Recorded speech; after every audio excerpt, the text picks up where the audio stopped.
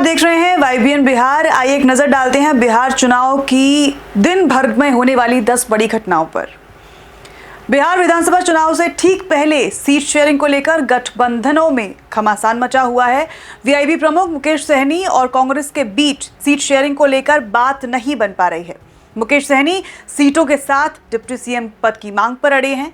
आज दिन भर हमारी रहेगी इसी खबर पर नजर कि आखिर मुकेश सहनी का समझौता आरजेडी से हो भी पाता है या नहीं। वहीं दूसरी तरफ तेजप्रताप यादव ने ऐलान किया है कि 13 अक्टूबर को वो अपनी पार्टी के उम्मीदवारों की सूची जारी करेंगे। उन्होंने ये भी कहा कि वो महुआ विधानसभा सीट से चुनाव मैदान में उतरेंगे। गठबंधन पर पूछे गए सवाल के जवाब में तेजप्रताप ने कहा कि उनकी कई दलों के नेताओं से बातचीत जारी है और एआईएमआईएम के नेताओं से भी वो मुलाकात कर रहे हैं। अगर तेजप्रताप यादव और ओवैसी की पार्टी के बीच गठबंधन होता है तो इससे तेजस्वी यादव की परेशानी बढ़ सकती है।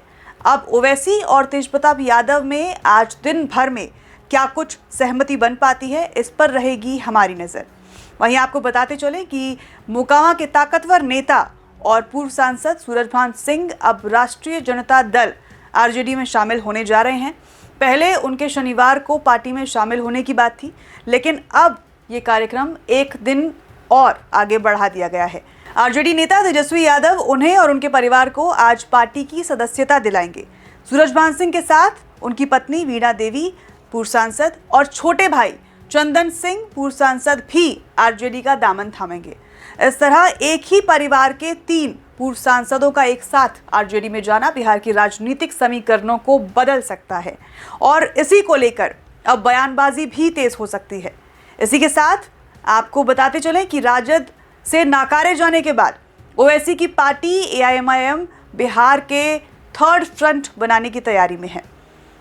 शनिवार को एआईएमआईएम के बिहार अध्यक्ष अख्तरुल ईमान और राष्ट्रीय प्रवक्ता आदिल हुसैन ने राज्य के 16 जिलों की 32 सीटों पर उम्मीदवार उतारने का ऐलान किया है। इस पर आज दिन भर में और क्या कुछ नया अपडेट आता है, इस पर बनी रहेगी हमारी नजर। इसी के साथ रालोमो के अध्यक्ष उपेंद्र कुशवाहा कल दोपहर दिल्ली पहुंचे, जहां उन्होंने केंद्रीय गृह मंत्री अमित शाह से मुलाकात की।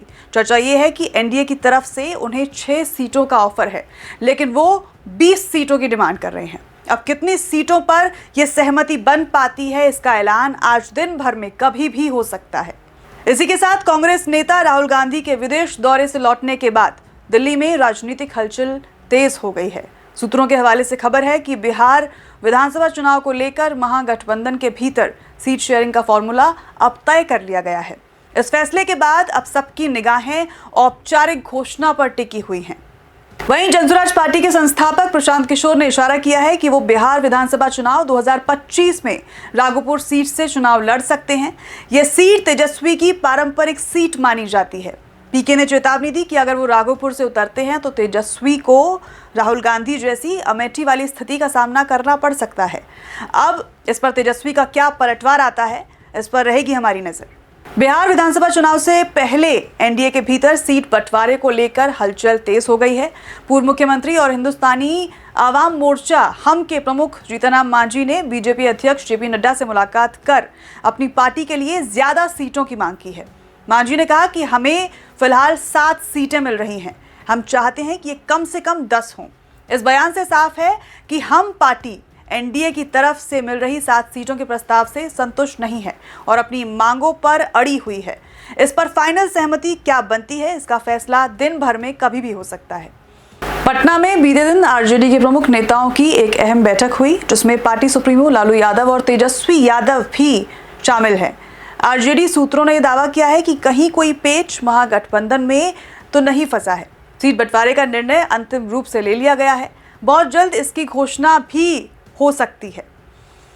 इसी के साथ आपको यह भी बताते चले कि एनडीए में सीट बंटवारे को लेकर घमासान लगातार मचा हुआ है। ऐसे में बीजेपी हर मुमकिन कोशिश कर रही है कि सहयोगी दलों को खुश रखकर सीटों पर सहमति बनाई जाए।